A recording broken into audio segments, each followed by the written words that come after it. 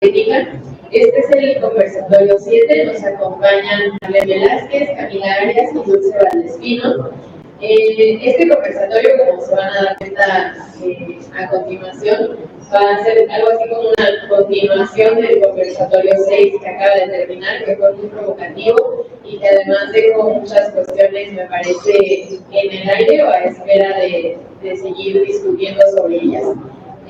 Para dar un poco de contexto e introducción a esta mesa, me gustaría mencionar pues, que gran parte de las reflexiones que vamos a hacer aquí provienen de ediciones pasadas de este seminario que está la técnica, del seminario de la maestría en pedagogía que mencionaba Nelson Guzmán en la inauguración del seminario de ayer, donde algunas de las participantes de la mesa formamos parte, y pues sobre todo de esta edición del seminario Pensar la Técnica, de las mesas de ayer, que fueron muy provocativas y nos hicieron pensar muchas cosas que hoy queremos seguir discutiendo, y sobre todo, como les mencionaba, del conversatorio 6.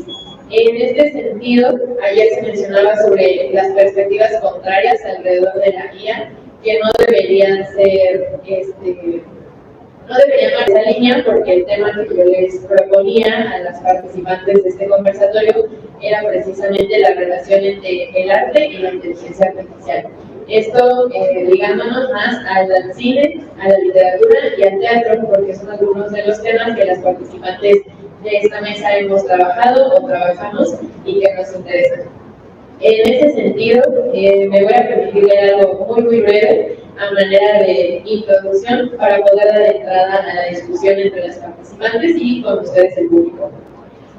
A manera de provocación, me gustaría iniciar este conversatorio con el acuerdo que se ha establecido como un sentido común expresado en gran parte en las redes sociales respecto al rechazo de la inteligencia artificial en el terreno del arte. Hay diversos ejemplos actuales que demuestran un rechazo e incluso una prohibición del uso de la guía en el ámbito artístico, donde se plantea que al utilizarla se traiciona al artista, como si le debiéramos algún tipo de lealtad a los artistas que solo puede expresarse oponiéndose a la guía, afirmando que las máquinas son simples instrumentos o herramientas ajenas a la creación y creatividad. Y, por otro lado, que los seres humanos son creativos y originales, víctimas de las máquinas que solo los plagian e imitan. Sin duda, es más fácil decir que las máquinas son instrumentos y herramientas que ni siquiera deberían ser utilizadas, que tomar el riesgo de preguntarse por ello. Riesgo que exige distanciarse de los conceptos absolutos que no nos llevan a ningún lugar, pero que nos dan seguridad. Como afirma Seymour Papert en el nuevo debate sobre la inteligencia artificial, en una cultura configurada para juicios universales sobre los mecanismos, ser comprendido puede ser un destino tan malo como la muerte. Una comprensión verdadera de lo que los mecanismos pueden hacer acarrea demasiadas implicaciones sobre lo que no pueden hacer. Espacios como la universidad y este seminario nos dan la oportunidad de pensar sobre estas cuestiones detenidamente, con más tiempo y atención, para intentar ver más allá de lo evidente y decir algo al respecto, distinto a lo que abunda allá afuera. Como referente empírico que igual compartimos entre las participantes de esta mesa, yo les proponía dos casos muy recientes que tal vez han escuchado o conocen. El primero es una huelga de Hollywood que hubo recientemente, donde artistas, actrices y actores en especial, pero también guionistas, se oponían o más bien exigían pues una legislación o algunas reglas para el tema de la inclusión de la inteligencia artificial, especialmente en el cine. Y el otro es un caso más reciente, de hace algunas pocas semanas, en donde un filtro de ChatGPT de OpenAI permitía que tú subieras tu foto y la editara al estilo de Estudio Ghibli, que es un estudio de animación japonesa, y pues todo el debate que surgió al respecto, ¿no? Porque fue sí usar este filtro para modificar unas fotos, subirlas, pero yo creo que duró muy poco la tendencia, en gran parte, a todas las pues quejas que hubo al respecto y los debates que esto hizo salir a la luz, ¿no? En especial el tema que ya tocaremos en esta mesa, de la originalidad, del plagio, de lo humano y de lo que debería ser simplemente humano y lo que es de la máquina, ¿no? Como si hubiera una división muy clara. En este sentido, me gustaría dar entrada a nuestras participantes con una primera pregunta, pues a partir de todo esto que ya comenté como contexto o introducción. y sería por qué el utilizar energía supone traicionar a lo humano. Esto retomando lo que mencionaba Ari en la mesa pasada sobre esta humillación que sentimos frente a la máquina. Y también una pregunta que surgió el día de ayer, pero que podemos modificar un poco, que sería ¿de dónde viene ese temor a la IA, especialmente en el ámbito del arte?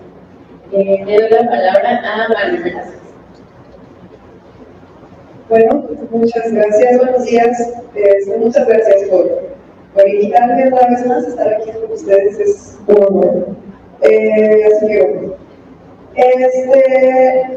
bueno, aquí las reflexiones que yo estuve como un poco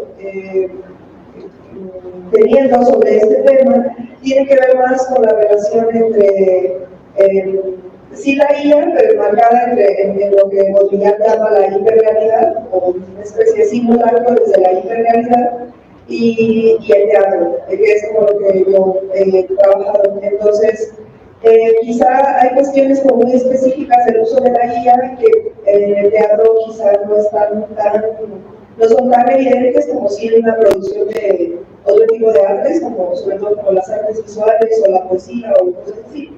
Pero a mí lo que me llama mucho la atención es que hay ahí como dos maneras muy, o bueno, más bien el punto central desde donde yo estaba tomando estas preguntas y estas reflexiones sobre la IA, la hiperrealidad, una especie de simulacro, y el teatro, es pensar, bueno, cuando sobre todo desde la perspectiva de Baudrillard, que suele ser como, bueno, si lo han leído o han consultado algo sobre Jean Baudrillard, hace una crítica muy fuerte a este tipo de forma de vida que se instaura, porque como caracteriza Baudrillard, la hiperrealidad, en donde se inmersa la inteligencia artificial, no es nada más como una herramienta, no es nada más como una máquina que se usa para facilitar comunicaciones o hacer ciertas labores, sino que es todo un ambiente, es una atmósfera en la que se habita, en donde ya se instala como una visión, como una forma de vida, no es nada más como que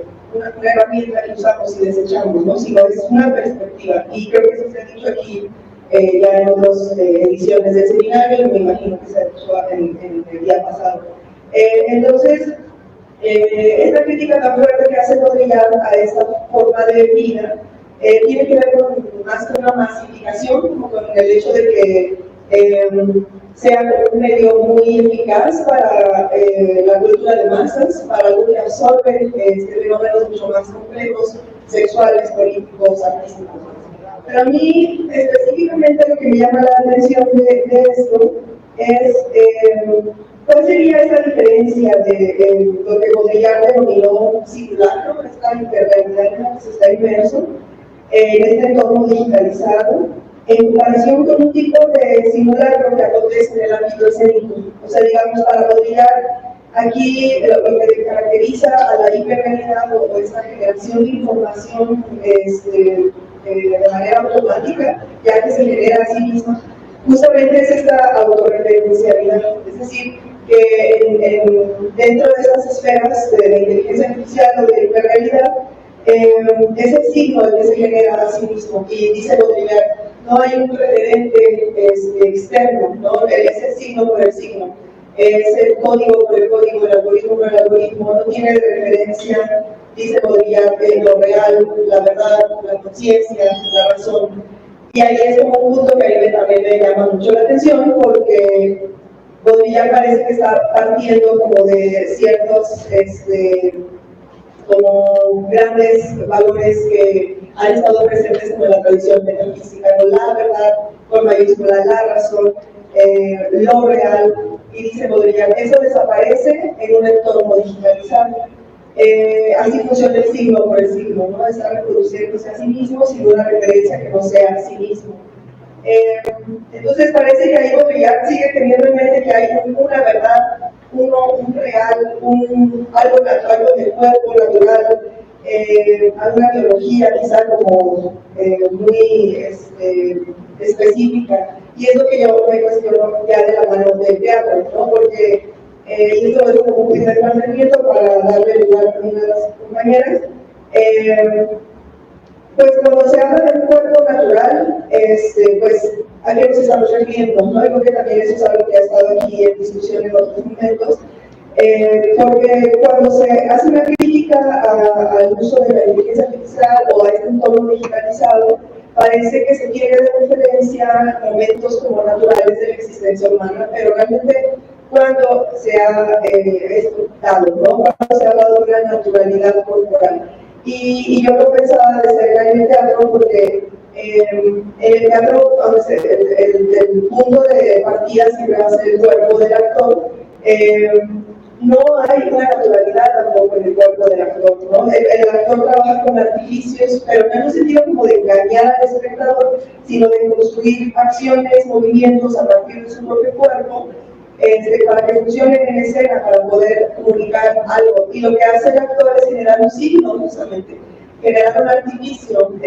No es en el mismo sentido de la inteligencia artificial, que ya se habla como de sistemas operativos y tal, pero sí en el sentido de no trabajar con gestos naturales, gestos comunes, sino más bien gestos construidos artificialmente para comunicar algo. Entonces, el actor también trabaja con signos, no trabaja con un cuerpo natural, ¿no? Y eso es algo que bueno, yo estaba como pensando en torno a esta crítica que hace Baudrillard a una desaparición del cuerpo frente a su imagen, ¿no? Y bueno, esa es como una crítica a la masificación, a la austeridad frente a la seducción y bueno, todo esto que ha propuesto Baudrillard en otros libros, aparte de Cultura y Simulacro, pero también pensar que quizá esta crítica está teniendo de fondo estos grandes temas como metafísicos que no se pueden quitar y que eso es lo que hace que luego se tenga una postura tan negativa frente a la hiperrealidad o a la inteligencia artificial, pensar que hay un cuerpo natural, una verdad que se está perdiendo, una conciencia que se está perdiendo, una naturaleza humana. Es como, bueno, esas finalmente no dejan de ser para el mismo trabajo filosófico hay cosas de esos. Este tipo de conceptualizaciones tampoco ya no funcionan tanto, no llegan a ser muy, como que cristalizan el mismo pensamiento, pensar en estos grandes bloques. Y desde el teatro, justamente yo lo he estado viendo, ¿no? Como esta creación de signos y artificios, no tanto quizá como simulacro, pero sí intenciones de realidad, que se dan de manera construida, que no es un cuerpo natural. Entonces por ahí va como lo primero y bueno, no sé.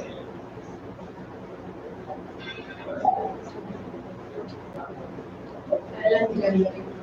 Gracias, Santiago, y gracias, Marlene. Igual, siguiendo el tema de la mesa pasada y a propósito de las provocaciones que se hicieron, las preguntas que se realizaron igual el día de ayer, no pude evitar pensar en este concepto del espejo y en la cuestión que ya mencionabas, Andrea, de la humillación. Por lo cual, me gustaría comenzar mi participación con un pasaje muy conocido y sumamente citado de una novela de ciencia ficción que se llama Solaris, de Stanislav Lem. Voy a leer, cito. No buscamos nada salvo personas, no necesitamos otros mundos, necesitamos espejos. No sabemos qué hacer con otros mundos, con uno ya nos atragantamos. Aspiramos a dar con nuestra propia e idealizada imagen. Habrá planetas y civilizaciones más perfectas que la nuestra. En otros, en cambio, esperamos encontrar el reflejo de nuestro primitivo pasado. Mientras al otro lado subsiste algo que no aceptamos, de lo que nos defendemos. Pero si de la tierra no hemos traído más que un destilado de virtudes, la heroica estatua del hombre. Hemos llegado aquí tal como somos en realidad, y cuando la otra parte, la parte que silenciamos, nos muestra esa verdad, no somos capaces de aceptarlo.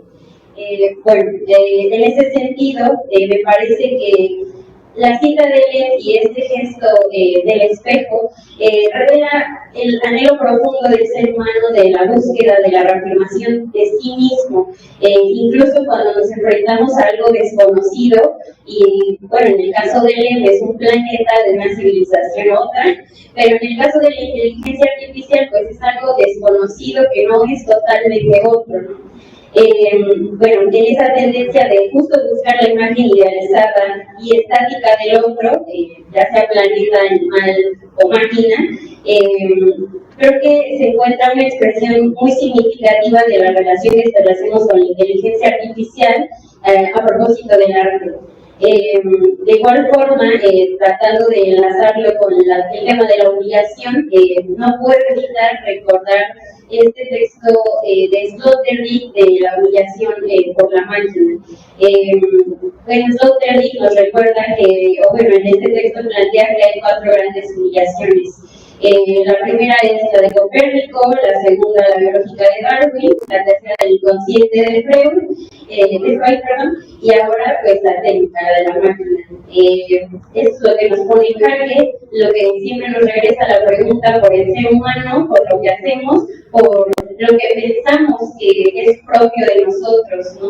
La creatividad, la imaginación, y pues en este caso, como ya se mencionaba, el arte. Y bueno, creo que es una mezcla de formas muy raras, es fascinante, pero a la vez es repulsivo y a la vez está esa cuestión del riesgo, ¿no? Lo que siempre nos amenaza. Y bueno, creo que este rechazo que se hace a la máquina no es simplemente técnico, sino como ya lo mencionaban en la mesa pasada y en el día de ayer, es también existencial. Porque justo cuando lo que veíamos propio como la imaginación, la creación y la sensibilidad estética, pues aparece ahora, entre comillas, replicado o yo diría incluso superado, ¿no? Por cosas que parecieran entidades que justo que no tienen cuerpo, y bueno, que pareciera que no sienten, que no sufren, que no padecen, que no actúan. Y bueno, hasta aquí voy a dejar mi participación. Igual les retomo a Víter posteriormente con esto que decía en Dios y Golem, esta equiparación que hacemos del humano y la máquina nos resulta inclusive más ofensivo que la equiparación que se hacía con los suyos. Entonces, muchas gracias. Adelante, Luis. Gracias, Andrea. Reiteramos nuestros agradecimientos, en especial al doctor Nelson. Muchas gracias por, como siempre, nos tratan cuando venimos a otros lugares al seminario. Esta idea de la traición, si daría traición al ser humano desde un aspecto estético, yo creo que pues si ya teníamos esta idea de que la máquina no piense, la máquina no piensa, la máquina es tonta, al decir que la máquina siente, pues casi es una blasfemia, incluso hasta para los artistas. En ese sentido, me gusta pensar en Simondon en términos estéticos porque él nos dice que la estética es el lazo sensorial del artista mismo, pero esas sensaciones no se quedan nada más en el ser humano, sino esa sensorial se manifiesta en la materia que el artista va formando. Entonces, yo también estoy de acuerdo en que el arte sí tiene que ver con los afectos, con las potencias, también interés con la resistencia. Sí podemos decir que no todos fuimos o nacimos para ser Miguel Ángel, para ser Da Vinci, pero en ese sentido la estética no nada más se trata de lo que hace el artista, sino también de lo que siente y de lo que ve el propio espectador. En ese sentido, a mí me gusta mucho cuando Simondon, al hacer esta psicosociología del cine, que la psicosociología creo que también nos permitiría hablar de la inteligencia artificial, porque dice que la psicosociología de una u otra manera es todo lo que nos permite hablar de todo lo que compete al humano. Entonces, a mí me gusta mucho cuando la psicosociología del cine va como del pasado al presente, a lo que él pensaba que iba a pasar en el cine, con el cine del futuro. En el pasado hace este recuento de las técnicas de proyección y de algunos instrumentos que desarrollaron científicos, pero que de alguna u otra forma fueron utilizados para que se empezara a hacer el primer cinematógrafo y las primeras cámaras. A mí me llamaba mucho la atención que trabajé desde la licenciatura, de cómo tal vez en esta intención científica no existía como tal una intención estética, pero aún así se manifestó en este tipo de creaciones. Entonces, también de lo que mencionaba Andrea, me llamaba mucho la atención, porque sobre todo el cine, desde los primeros pasos del cine, están muy romantizados en esto de los primeros cineastas, los franceses, como los magos. Entonces ahí de esta idea del cine, en cierta manera, estas técnicas de proyección eran vistas como magia, y pues no sé, la guía tal vez desde una postura democrática, la guía no forma parte de esto. También en esta situación de la huelga de Hollywood, me parece que fue el año pasado, que estuvieron aproximadamente un año sin trabajar, un poco más.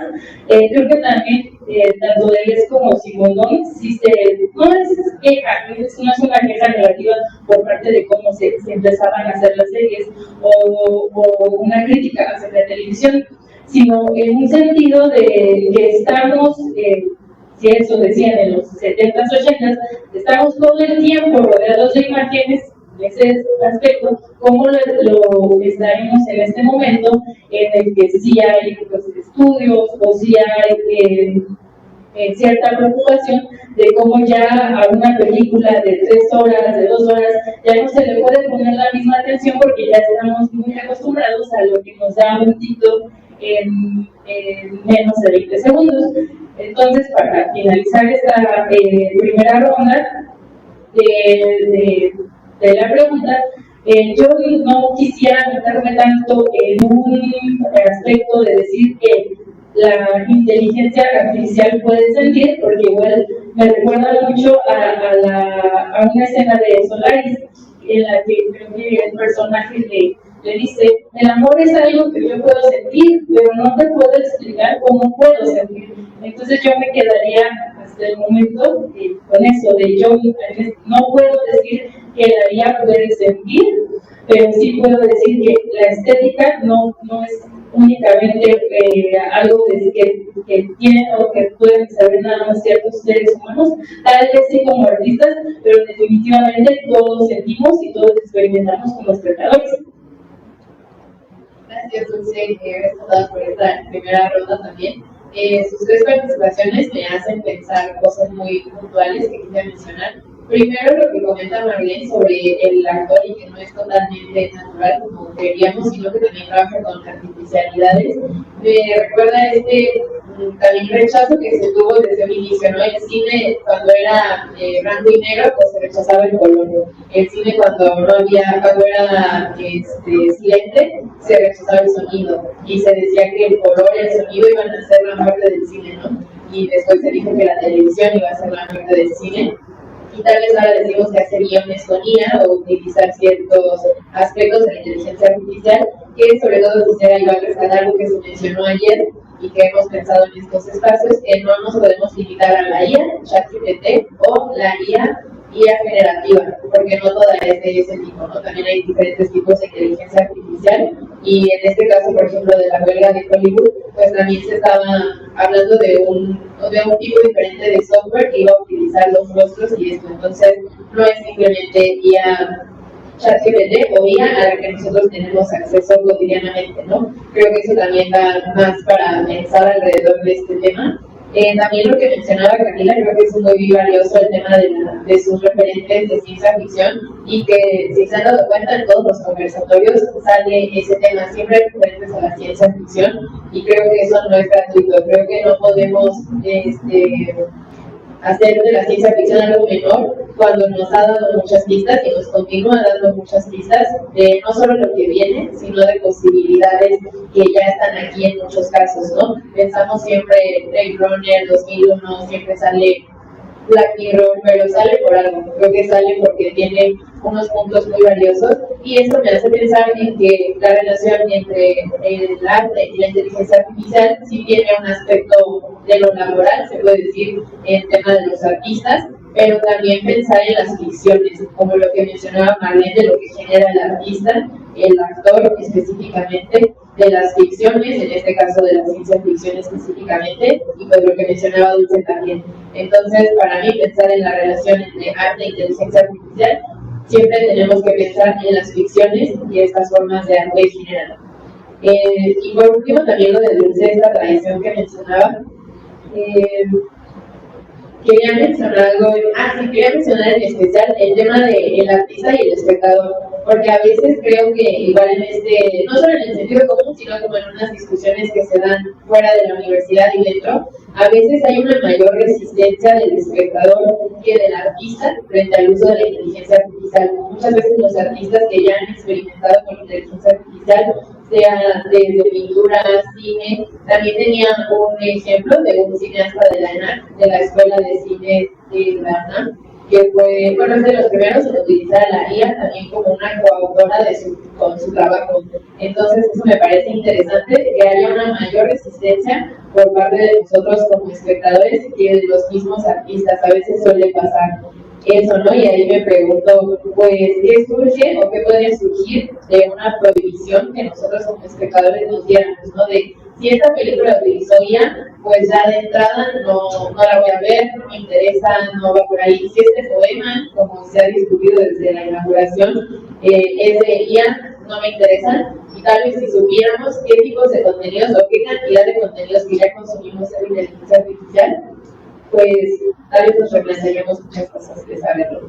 Entonces todo esto me lleva a una segunda pregunta y ya después pasamos al público, que me gustaría preguntarle a las participantes si la IA puede o no sentir, como comentaba Dulce, tal vez puede sentir de maneras que nosotros no reconocemos todavía o que no son iguales a las humanas. Podemos pensar más bien si la IA como un lenguaje generativo puede ser creativa o si la creatividad es una actividad meramente humana, como nos está asegurando. También si la máquina puede imaginar y si puede ser original. Esto a partir de todos los datos que recibe y con los que trabaja. Entonces, le doy la palabra a las tres participantes. Adelante, María. Muy bien. Bueno, es que este tema de la imaginación, de la creatividad y de la originalidad, o sea, justamente al estar cuestionándolo del lado de la inteligencia artificial, es inevitable pensarlo también del lado de la misma como actividad humana a lo largo de la historia de la estética, ¿no? Son como categorías estéticas que han estado cambiando de diferentes maneras y se han ido adaptando a las diferentes circunstancias en las que se encuentran los artistas. Entonces, justamente pensar si la inteligencia artificial puede ser original, creativa, puede imaginar, también pone la pregunta sobre la misma actividad humana. ¿Qué tan original es un trabajo artístico de alguien que no lo hace a través de inteligencia artificial? ¿No? Sigue habiendo esa cuestión de la originalidad, porque ahora se le puede como un poco echar la bolita a la inteligencia artificial de decir, este trabajo no es original porque está hecho a partir de una recopilación de datos que están ahí como ya programados en la web y de ahí surge. Pero es como, bueno, este es el mismo problema que se le ha atribuido al artista, si es original o si durante mucho tiempo el trabajo del artista era imitar, por ejemplo, el arte antiguo o el arte previo al artista. Entonces, esa es por un lado una cuestión, y por otro, estaba pensando también del lado del teatro, que justamente con toda esa cuestión de los sentimientos, del sentir, de si la máquina que decís, tal vez no sea la pregunta importante, si la máquina siente o no, si puede imaginar, puede ser creativa. Estaba pensando en un ejemplo bien concreto de una obra de teatro que hicieron, no me acuerdo si es en el lugar de en algo se Japón, ¿sí? En donde tienen estas muñecas como perfeccionadísimas, son muy sutil su corporalidad, es como una prueba, ¿no? Es como que ya haya miles de actores que ya sean de ese tipo. Era una actriz que era un tipo androide y la tenían en escena actuando con los otros actores, digamos, humanos o orgánicos, Y les parecía más como un trabajo, no tanto como de que ese tipo de ¿cómo se dice? Como de entes, de actores, no sé, se pudieran en algún momento sustituir a los actores, porque ya están ahí, son más perfectos en cuanto a decir ciertos textos de manera muy precisa, todos los trazos escénicos son muy precisos, los actores siempre tienden a equivocarse, a improvisar un poco, a salir de la puro si se les va un poco el texto, pero ella no, ella era muy precisa y era como un punto de referencia para los otros actores. Pero los otros actores la perciben como, bueno, ella no es como una actriz como los demás, ¿no? Ella podría estar más cerca de tipo como de teatro objeto, como de teatro que es manipulado para que haga ciertas acciones, pero ella no tiene impulsos, ella no tiene esta inventiva, ¿no? de adaptarse al compañero, porque eso es algo muy del teatro, de si tú ves en escenas que está fallando tu compañero porque se le fue el texto o lo que sea, el trazo, el público ni lo nota porque los mismos compañeros están como en una sintonía que hace que no se note, ¿no? Porque es la oficina, así que lo sabemos porque ensayamos, pero el público no lo nota si los demás están hacemos que se noten. Y eso no sucede como con entornos ya programados, ¿no? Entonces, digamos, ahí está la cuestión también, sigue estando la cuestión de esa naturalidad, como impulsos con los que se trabajan, que tienen que ver con la creatividad o con la inventiva al momento de resolver los problemas en el momento, que ciertas programaciones o entidades programáticas pues no lo tienen y no tienen por qué tenerlo, ¿no? Creo que no es tanto una crítica negativa, sino cada quien está en un ámbito diferente y creo que en el teatro se puede ver todavía más específico ese trabajo. Entonces, bueno, pues eso. Adelante, Camila. Gracias, Marlene. Justo en ese sentido, creo que pues el humano crea como humano y la máquina crea como máquina, ¿no? O sea, si podemos hablar de creatividad y de creación del humano y de la máquina, pues en ese sentido tendría que ser desde el humano y desde la máquina. Retomando un poco lo que decía Lenine de esta equiparación que hacían con los simios, creo que tiene que ver otra vez con esta cuestión del cuerpo, ¿no? Creo que se desmerita de alguna forma a la inteligencia artificial porque no tiene carne, ¿no? Porque no tiene cuerpo, o porque no tiene alma, dirían algunos, ¿no?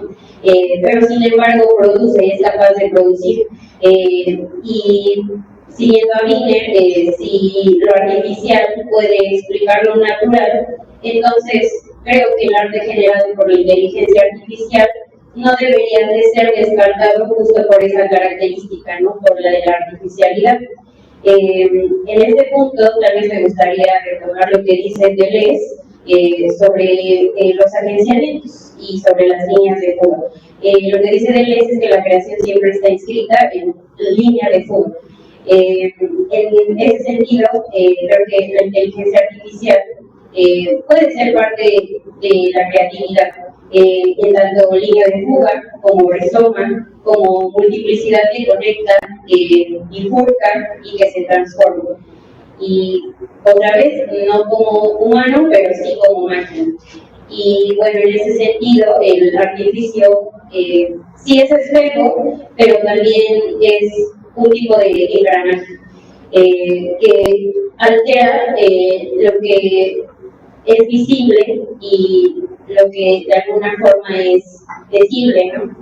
En ese sentido, creo que también la creatividad de la inteligencia artificial puede ser el resultado de operaciones y no de funciones, pero bueno, hasta ahí tengo mi participación.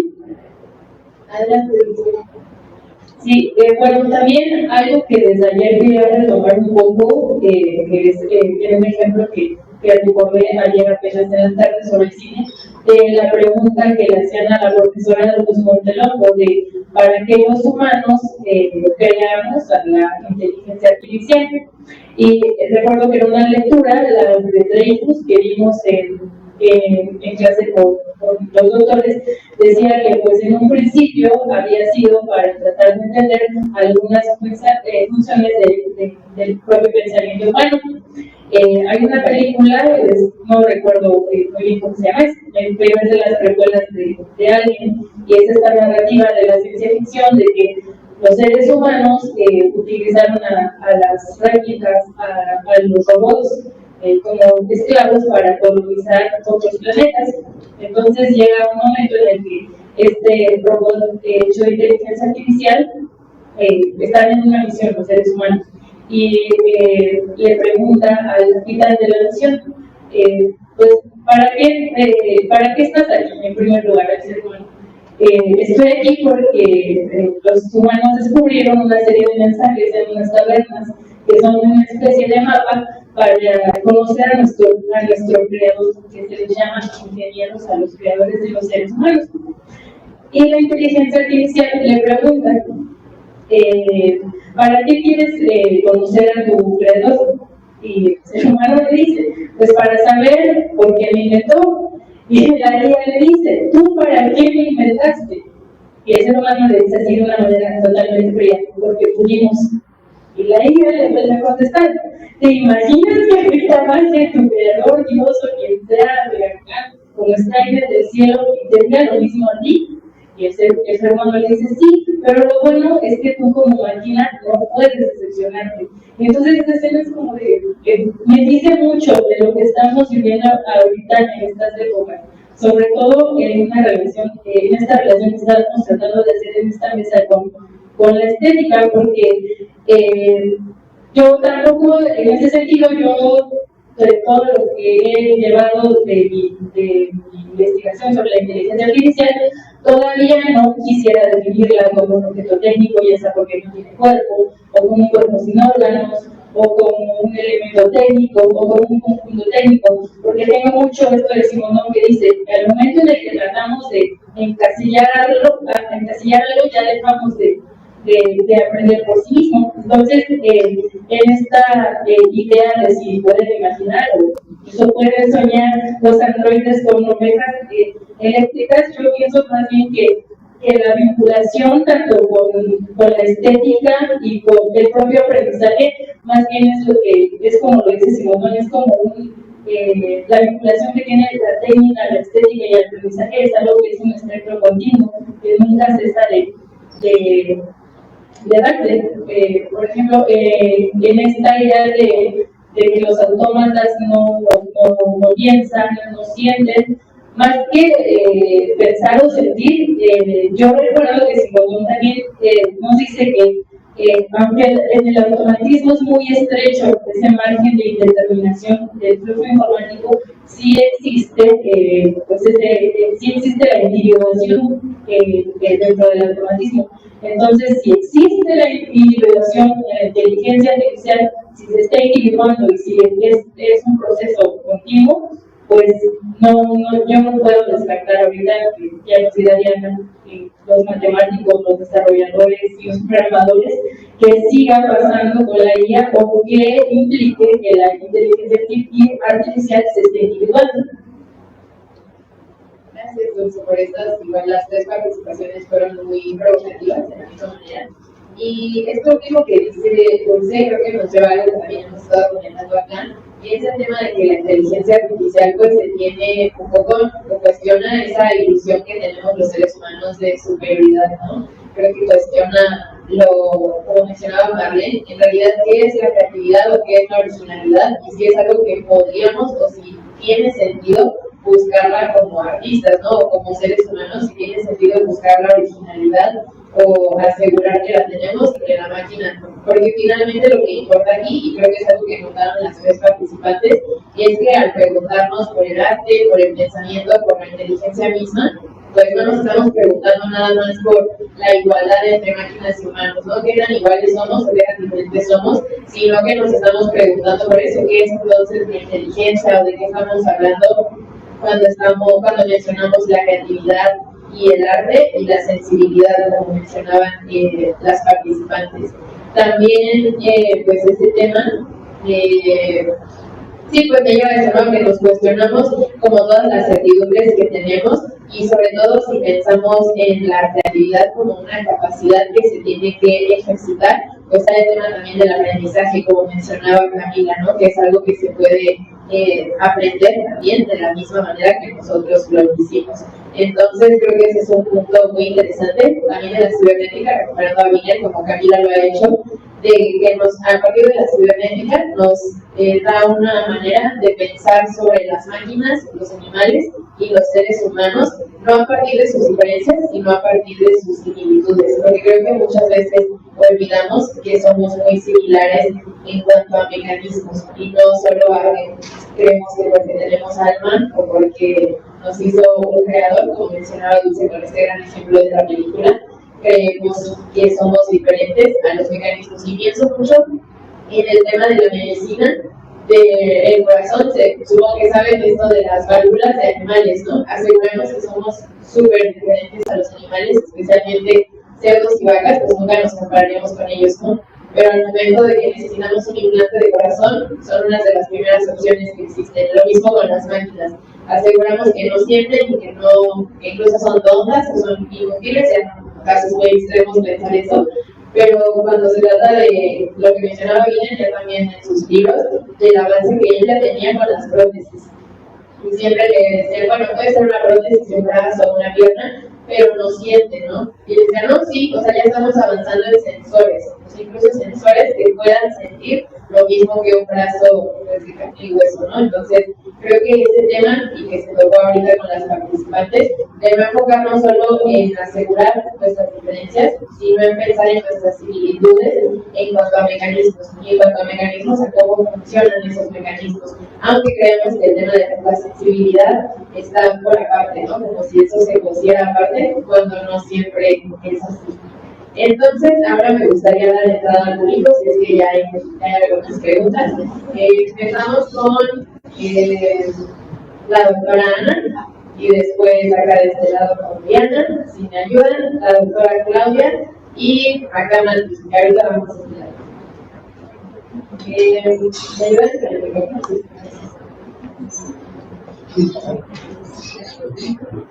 Perdón, dicen en el chat ¿qué se trata esto? Aquí nosotros se platica que los que hablan son el público, que ponen palabras, Bienvenidos al seminario. No es un coloquio, es un seminario. Quiero preguntar, bueno, gracias Dulce, Camila, María y Andrea, que me gusta mucho su trabajo. Con el sentido de la mesa anterior, lo que hemos venido discutiendo desde ayer y en las otras ediciones del seminario, esta famosa sentencia griega que Nietzsche rescató mucho con la tecnetubio, que algunos han traducido como el arte de vivir. Mi pregunta en concreto es: ¿qué piensan ustedes de este carácter técnico de hacer, producir, fabricar e incluso crear? Y lo que implicaría la tecnotubio en el arte, en particular lo que planteaba Martín con la atmósfera, lo que quería hacer una crítica Baudrillard, ¿dónde estaría puesta ahí esa tecnotubio como arte de vivir, donde el arte no es lo bonito, no es lo hermoso, maravilloso, sino la producción de vida, de la producción de lo viviente, acción de vida, decimos hace un momento, ¿no? Lo viviente, la tecnología donde se muestra ahí. Y en ese sentido lo digo con lo segundo y último, ¿dónde ven ustedes la diferencia, si es que la hay, entre la creatividad y la creación? La creatividad estaría puesta, pregunto, en el orden de la tecnología humana, como decía Camila, el humano crea cosas humanas, las máquinas crean cosas de máquinas, pero hay una conexión, parece ser que hay una conexión ahí. Hay una diferencia entre creación y creatividad. ¿Cuál sería esta diferencia y dónde la ven en particular en el énfasis de la tecnología y la inteligencia artificial como tecnología? Gracias. Vamos de este lado con Diana y después ya pasamos de este lado de Agustín. Gracias.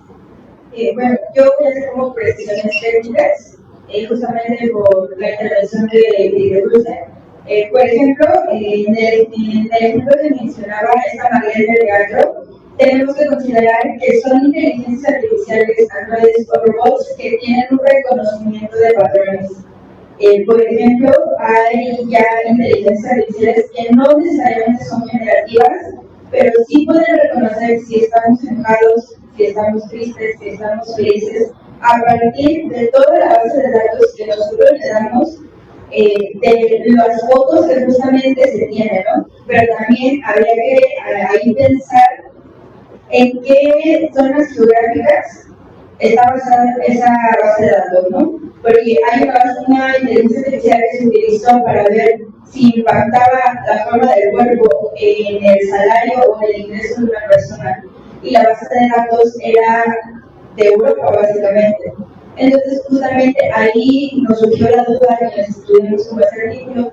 ¿Qué sucedería si la inteligencia artificial estuviera más bien basada en bases de datos, por ejemplo, de México, latinoamericanas? Tendríamos también que considerar entonces el color, porque fue una variable que no estaba considerando, ¿no? Por esa parte, reconocen patrones y de alguna forma los imitan. De hecho, por eso al inicio de pensar en redes neuronales, para la visión artificial se habla de una biomimetización, es decir, y tratar de imitar lo que biológicamente los humanos hacemos. Por eso se habla de redes neuronales, básicamente, ¿no? Que son como simulaciones, no quiero decirlo así porque me parece un dato peligroso, de cómo funciona el cerebro humano. Pero justamente hablando de, por ejemplo, lo que dice Camila, la máquina crea como máquina, porque la máquina piensa a través de números, piensa a través de probabilidades, de estadística. Entonces, no podemos de alguna forma como comparar, yo sí lo veo muy peligroso comparar cómo pensamos nosotros a cómo piensa la máquina, porque al final la máquina lo que tiene son números, y no números del 1 al 100, no, números de ceros y unos. Eso es lo que ella entiende y ella interpreta ceros y unos.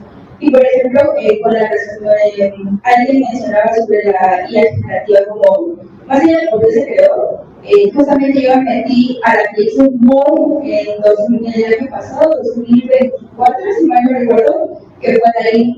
Y justamente lo que te dice la ley es, yo soy una inteligencia artificial que tú me das un texto y yo te genero una imagen como hasta lo que tú me digas, ¿no? ¿Qué hace con el texto? Lo traslada a ceros y unos, de esos ceros y unos, y dice, ok, la probabilidad de que tú quieras esto, por lo que tú me estás diciendo, es tanta. Entonces yo voy a decidir a partir de una ponderación cuál te voy a mandar, ¿no? O sea, por ejemplo, no sé, le puedo pedir algo barroco, pero en ese barroco le puedo pedir otra serie de características o de palabras que ella va a empezar a hilar y va a empezar a ponderar qué es lo que nos va a enviar. Esa es como la parte del sistema de cómo más o menos funcionan las redes generativas a través de imágenes y de procesamiento del lenguaje natural.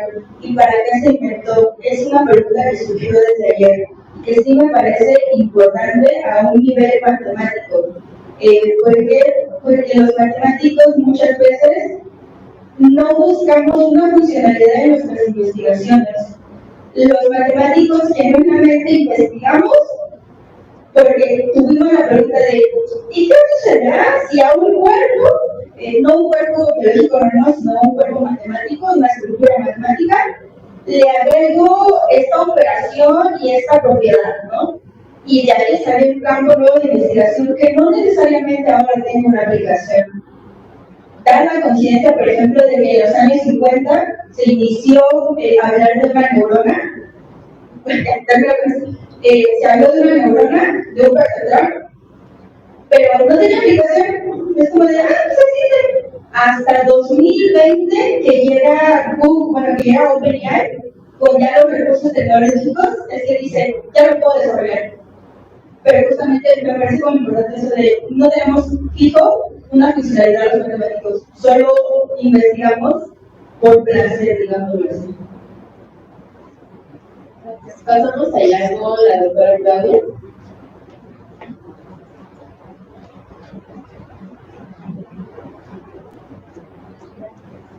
Para no perderle, voy a comentar varias cosas sobre la mesa general. Y Y sigo el hilo de quien me acaba de anteceder. Sí, los estudios sobre la plasticidad del cerebro humano tienen muchas décadas. Y estos estudios han derivado en aceptar la sobredeterminación capacidad de adaptación de todos nuestros sistemas neurológicos, ¿no? Y el desarrollo también de los hábitos de aprendizaje. Esto lo podemos ver desde la Grecia antigua hasta lo que llamamos ahora posmodernidad. Y lo que se está diciendo ahora es que si ponemos en el centro la inteligencia artificial, podríamos estar suponiendo que en lugar de ampliar el sentido del humano, estamos apoyando a reconfigurar una epistemología individualista, afirmativa y cerrada. Y yo pongo aquí a discusión lo que he encontrado en la literatura sobre la crítica al excesivo uso de la inteligencia artificial o al poner en el centro a la inteligencia artificial. ¿Y saben quiénes he encontrado que son los críticos? Los que generan muchas inteligencias artificiales. Y aquí me voy, por ejemplo, con un autor que se llama Levian.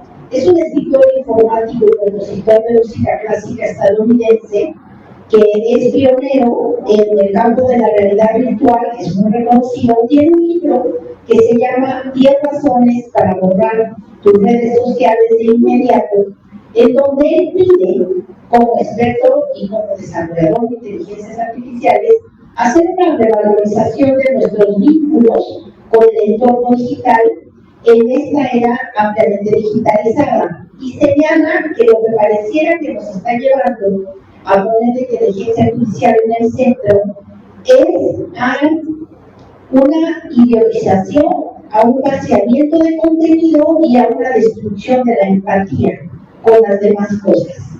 Y en ese sentido, me parece que hay que reconocer que quienes producen o han hecho trabajos interesantes están también del lado de la crítica. Y en el mismo sentido está Graham Lee, que en el 2003 y también publicó un libro que dice, que se llama Sigamos siendo humanos: cómo recuperar las dos habilidades esenciales que está perdiendo que se están perdiendo en manos de la tecnología. Él es un educador especialista en competencias digitales, y en este libro, después de trabajar muchos años con sus alumnos y de poner a prueba muchos modelar aprendizajes con los modelos de la inteligencia artificial, él está planteando que es importante recuperar aspectos que definen lo que él plantea como humanidad. Y él plantea el sentido de la orientación, el movimiento de las conversaciones, la dimensión de la soledad, la recuperación de la lectura, de la escritura, el arte, la artesanía, el desarrollo de la memoria, los sueños, el pensamiento y el tiempo. Y en este libro, que es muy amplio, desarrolla cada uno de estos a través de la historia y dice por qué eso permite entender hasta dónde podríamos definir los límites entre la suma humana más máquina. Gracias. Gracias. Vamos a pasar rápidamente con dos participaciones de este lado y después hacemos un corte acá y seguimos con las de este lado. Acá.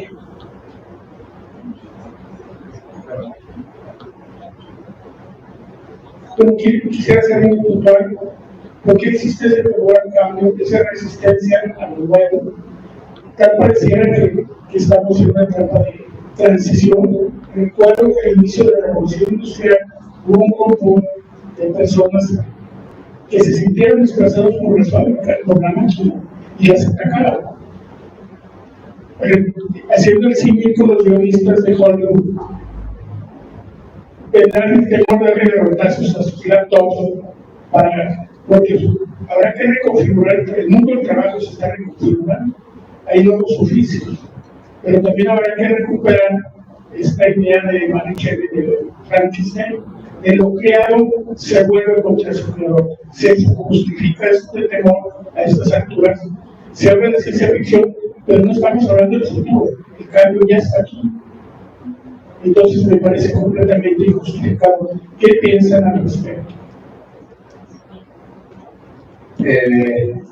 Bueno, voy a retomar un poquito esa parte. Se me vino, ahorita que estaba escuchándola, se me vino a la mente este concepto que acuña Masahiro Mori, el valle inquietante, que es precisamente cuando el espectador, al menos en una película, se enfrenta a una imagen CGI que es muy cercana a la realidad, vaya, un objeto real, y lo desconfigura, ¿no? Dice, es tan real que siento que no forma parte del mundo natural, ¿no? Es una concepción bien extraña, que también se vio en el teatro, por ejemplo, en esta obra en Japón, con este androide, que interactuaba con los actores. Bueno, que era un androide y una actriz en la que la obra trataba de una enferma de cáncer que era atendida por un androide. Entonces los mismos espectadores rechazaron la obra por este valle inquietante, que es como esta parte en la que primero el ser humano siente como empatía por la inteligencia artificial que tiene enfrente, porque se parece tanto a él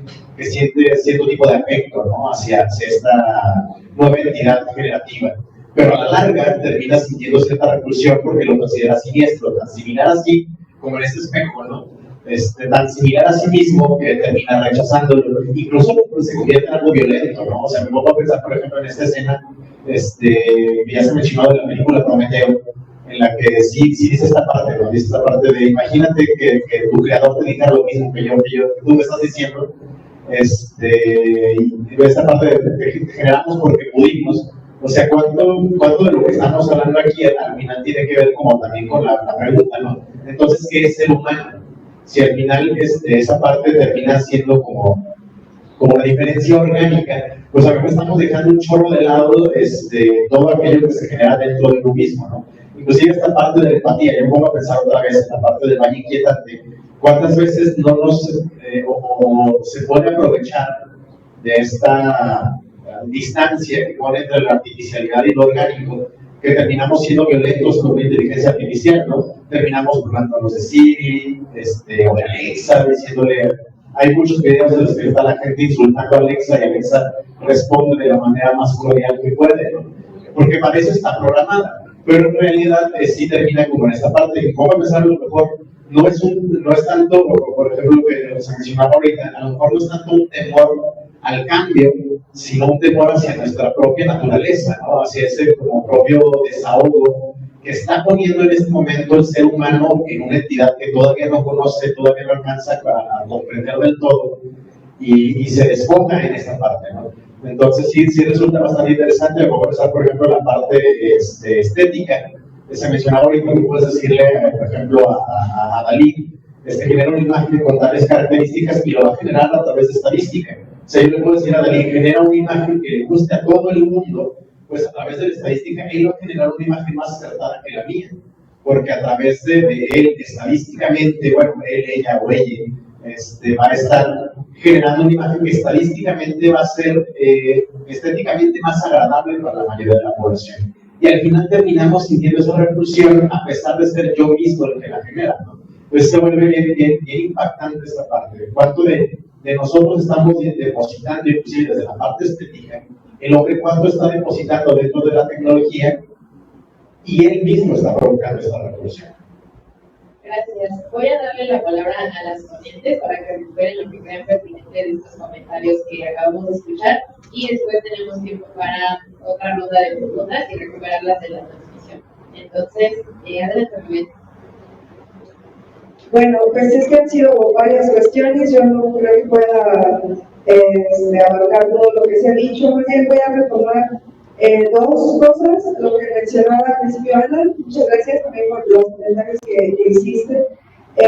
Cuando hablas del arte de vivir y que retomaste también esta propuesta de Nietzsche, ¿no? En el nacimiento de la tragedia de la vida como una obra de arte, y cómo entra esto en esta atmósfera, en este entorno que Baudrillard llama hiperrealidad, y eso conectado con esta diferencia entre creatividad y creación. Bueno, creo que los dos señalamientos que has hecho están súper relacionados uno con otro. En esta crítica que hace Baudrillard a la hiperrealidad, en esto que les comentaba al principio, de que el problema es que el signo es autorreferencial y no tiene conexión con nada fuera de él.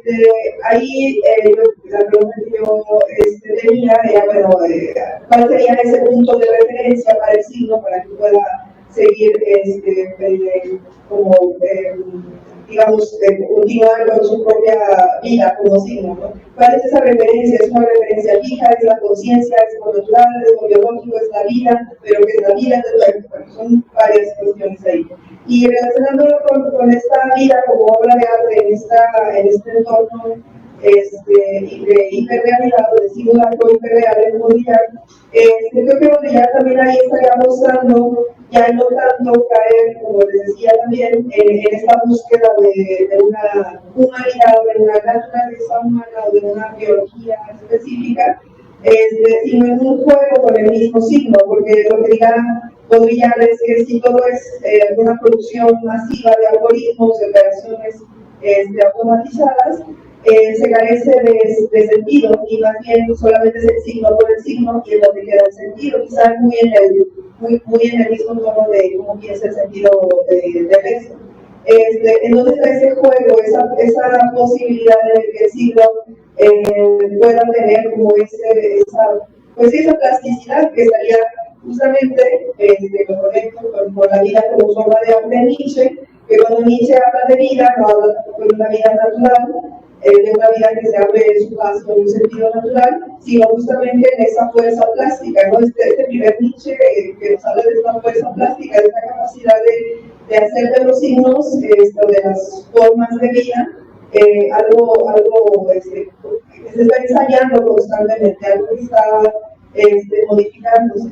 Entonces, ahí la crítica es muy dura a la masificación, a la producción por la producción y no tanto como a un sentido, no sentido final o sentido último, sino un juego en el mismo siglo que se está produciendo, que es lo que diría Baudrillard, que eso falta. Ahí tendrán, digamos, esta parte de la diferencia entre creatividad y creación. La creatividad en ese proceso de estar resignificando y dando nuevos sentidos, no buscar una verdad como punto de referencia o una conciencia o un cuerpo natural, sino el constante juego de resignificación. Esa sería la creatividad. Y la creación parece más como el resultado de ese proceso. Y nada más rápidamente para dar la palabra a mis compañeras. Lo de más inquietante es una cosa interesantísima, esa parte como siniestra o sea, el hecho de que haya lo siniestro, pero es eso, ¿no? Como tener esa extrañeza con algo que resulta familiar, algo a lo que estás acostumbrado y de repente ya no es lo que tú creías y no lo reconoces como tal. Esa es una relación bien interesante con este juego, digamos, técnico, porque no hay una separación entre técnica y humano, que son dos entidades diferentes, sino que forma parte de lo familiar, pero lo que genera esa extrañeza, ¿no? Se toma esa distancia. Yo no sabía qué más poder decir sobre este proceso, es un proceso psicológico, emocional. A mí me parece bien interesante eso, solamente voy a decir que es un carácter siniestro que está ahí, y no por rechazo, no simplemente como por decir, ay, vamos a rechazar la técnica correcta, sino eso sucede como en el ámbito general de la vida, no todo lo que vivimos es algo que conocemos, hay aspectos desconocidos que se fugan y que generan esa inquietud, y eso está en la relación con todo lo que nos rodea, ¿no? Y bueno, pero bueno, eso que decías me parece bien interesante. Adelante, Camila. Bueno, respecto a la pregunta que hacía la doctora Ana María, respecto a la diferencia entre la creatividad y la creación, no estoy muy segura, sobre todo con la relación con la Technique to View, con el arte de vivir, porque tengo entendido que la Technique to View, o al menos desde donde yo lo estoy pensando, desde el análisis que hace Foucault, pues no es de carácter instrumental, es una manera de dar forma a la vida que no es ajena pues a condiciones materiales, ni simbólicas, ni corporales. En ese sentido creo que la creatividad no sería algo que preexiste a la creación, sino no sé si sea una forma en la que de alguna manera deviene. Lo que yo pensaba, y a propósito de lo que yo trabajo mi compañero, que es la creación literaria. Bueno, yo pensaba que la creatividad puede hacerse técnicamente. Por eso creo que existen las clases de creación literaria. Porque como decían en la mesa pasada y como decía Ariana, el talento pues es algo más que algo innato, es algo que se ejercita. Y bueno, hasta ahí está mi participación. Muchas gracias. Adelante. Sí, justo en esta diferencia, bueno, sí existe una diferencia, pero en las tres se complementan, digamos, no solamente entre creatividad y creación, sino también en lo que tiene que ver con lo que respecta a la imaginación. Es decir, la creatividad también tiene que ver con una potencia, pero la creación, en un ejemplo que da así, sobre un motor de combustión, me parece, la creación tiene que ver más con esta organización coherente de cómo está acomodado las partes que componen el motor. En ese sentido, también a mí me llamaba mucho la atención cuando menciona lo que es la innovación. Por ejemplo, el motor ya estaba como tal dado, ya era funcional, pero la innovación era como este tipo de mejoras, por decirlo así, para que estuviera compuesto todo el motor de una manera más armónica.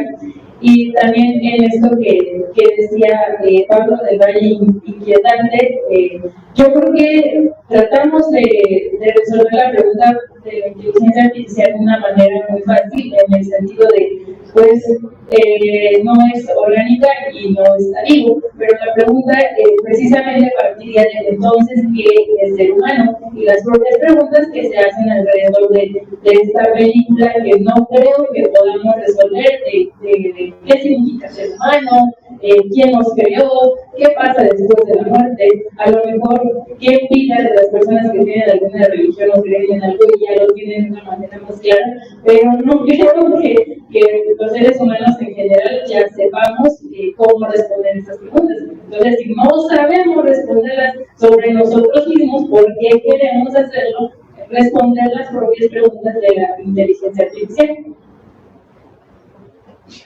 Yo por último quería rescatar el comentario de la doctora Claudia respecto a este texto de Sigamos Siendo Humanos. Me parece interesante lo que se recupera de la soledad, las conversaciones, la memoria, los sueños, etcétera, y de poner a la IA en el centro. Y ayer me parece que Luz mencionaba algo interesante al respecto sobre pensar la IA como una categoría analítica, y creo que por eso insistimos un poco en ponerla, o se insiste actualmente, como se mencionaba de este lado, de que es algo que ya está aquí, no lo pensamos como tanto a futuro, como a ponerla en el centro, porque nos ayuda como siendo un botón de muestra, ¿no? Como para ver ciertas cosas, y además al verlas creo que atiende a estas mismas cuestiones, ¿no? Un poco la soledad, las conversaciones, pues cuánta gente ha encontrado en ciertos software de inteligencia artificial la misma compañía, ¿no? O la posibilidad de crear ciertas cosas que con otras. Se mencionaba el uso hace rato en otro conversatorio,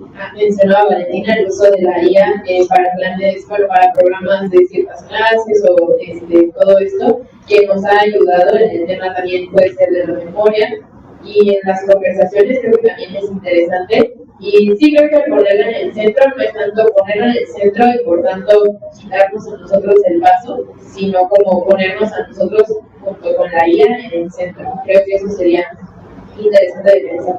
Y ya con esto doy paso a las preguntas que hay en la transmisión, creo que hay algunas, y pueden alzar su mano quienes quieran participar. Así, entonces pasamos todos de este lado y luego los dos de este lado. Gracias. No hay una transmisión. Ok. Buenos días, Luis Camacho nos dice: pregunto desde el pensamiento de Deleuze y de Klosowski, ¿acaso no sería posible que la IA pueda representar a través de la simulación, como lo puede ser una imagen? Y esto, al ser deseo, o sea, producción de producción, fluya a través de las máquinas deseantes generando esa producción de lo social. Supondríamos que la creatividad o imaginación es deseo simulado que tiene la posibilidad de fluir. Gracias. Gracias, la pasamos por acá.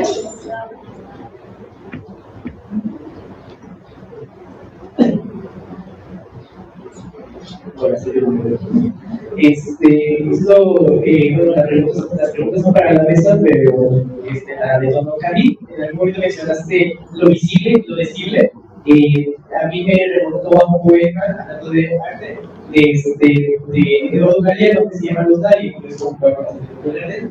Y justamente él tiene, este poema él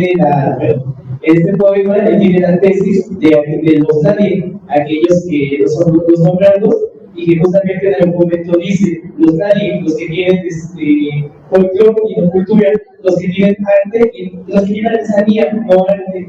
Entonces justamente viene esa parte de decir, ¿sabes qué? Tú no tienes arte, tú dices artesanía, refiriéndose en este caso a América Latina, ¿verdad? Es justamente una crítica que hace esto. Entonces, bueno, las preguntas con esta idea serían saber si algo similar sucede con la inteligencia artificial, así como el humano, no sé si es griego, pero hace esa distinción entre artesanía dependiendo de la cultura, lo mismo hace con la inteligencia artificial. Y las cuatro preguntas serían si este poder, pues entre comillas, porque no estoy seguro, si este poder, o qué poder tiene el nombrar a la IA, porque al final Galeano dice, la tesis es de que los tradis no son nombrados y por eso cuentan menos que las balas que los matan. Así termina. Obviamente eso me gustaría saber si algo similar sucede con la IA y qué poder tiene que nombrar con esto de lo visible y lo decible.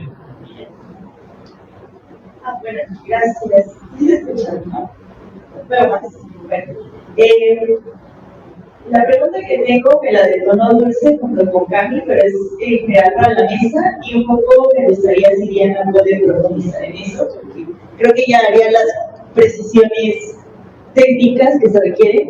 Y es en cuanto Dulce mencionaba que cuesta ya ver como películas, ¿no? Porque la capacidad de percepción que tenemos es mucho mayor a la que nos enfrentamos cuando estamos en TikTok o en alguna otra plataforma.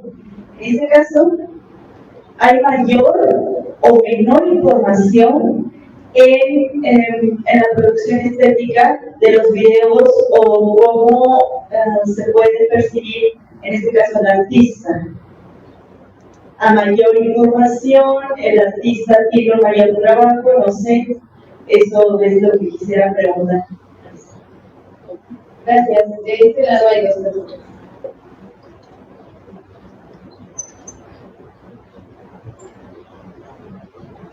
Muchas gracias por sus participaciones, todas muy interesantes. Me gustaría preguntarle a la mesa cómo pensar el error o qué posibilita en la relación que se establece entre la inteligencia artificial y el arte. Y me gustaría preguntarle específicamente a Madrid si considera que este carácter siniestro, como la extrañeza con algo que nos es familiar, muestra una incapacidad de aceptar la alteridad de la inteligencia artificial. Gracias. Sí, muchas gracias. Muy interesante su mesa, los conceptos sobre todo de creación y sentir. Me gustaría añadirle, como compañera Sal, la cuestión de la percepción, ¿no? Si una cuestión combina, si las máquinas perciben, si las máquinas tienen órdenes de la percepción, ¿no? Schiller dice que una puerta que se abre, de esas puertas de los centros comerciales, se abre cuando yo paso porque perciben. En ese sentido, si tienen un mundo. Nuestra compañera Marlene, que comentaba un poquito de Nietzsche, me hace pensar cuando decimos, ¿no? Lo humano es demasiado humano, hasta qué punto podríamos decir incluso lo artificial, demasiado artificial, y qué diferencia tendría, ¿no? Nula. Entonces, ya finalizaría con esta cuestión, a ver qué piensa la mesa en general, con esta frase de Sócrates, ¿no? De una vida no reflexionada no vale la pena ser vivida. En ese sentido, con la creación, con la percepción y tal, ¿qué piensan sobre si una existencia no percibida no vale la pena ser creada? Gracias. Si ya no hay alguna pregunta más aquí en el auditorio, ya le daría la palabra a las ponentes para ir cerrando este conversatorio. Adelante, Marlene. Bueno, respondiendo a Catalina y a Mauricio,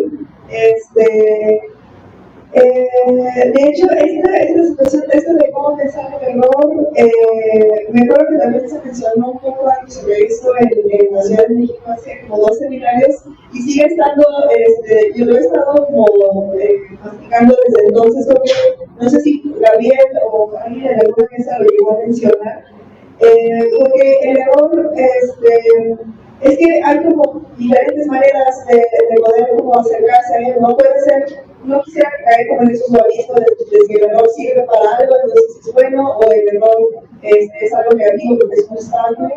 Pero el hecho de que haya error en ciertas actividades humanas o programáticas, operativas, creo que da cuenta de que todo está como en un constante proceso, ¿no? Es como un ensayo constante en donde salen estas posibilidades muy precisas, como o sea, digamos, da este carácter como de movimiento a los mismos procesos, el hecho de que haya errores en cualquier nivel, ¿no? Y eso creo que es algo que de hecho, ya que ha salido Nietzsche ahora, es algo que Nietzsche va a estar pensando constantemente, ¿no? Porque está pensando el error, el engaño, la ficción, frente a estos grandes valores de verdad, de razón, de racionalidad, casi siempre deja a un lado, le da este carácter negativo de la filosofía tradicional, le da un carácter negativo al error o a la posibilidad de que algo sea falso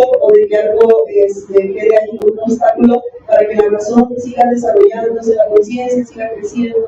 Cuando creo que más bien tiene estas posibilidades de darle lugar como a lo ensayístico en este sentido, como de probar la famosa frase prueba y error, no como algo como de superación personal, no en ese sentido de que de nuestros errores aprendemos nada, sino más bien es como lo que posibilita la ampliación en cuanto a las actividades de cualquier rango, artificial o no.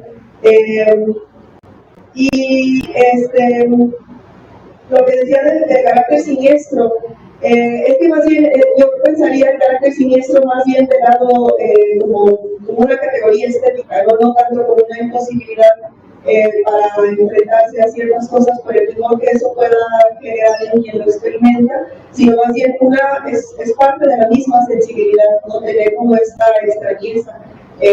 No nada más es como hablar de, bueno, está lo bello y lo siniestro de Trías, en donde justamente hace este juego de cómo se pasa de admirar la belleza o en las categorías kantianas, ¿no? Lo bello, lo sublime, a caer en esta parte completamente, aparentemente opuesta, que sería lo siniestro, lo oscuro, lo extraño, pero es una forma de estar también, de experimentar lo que está en el entorno, ¿no?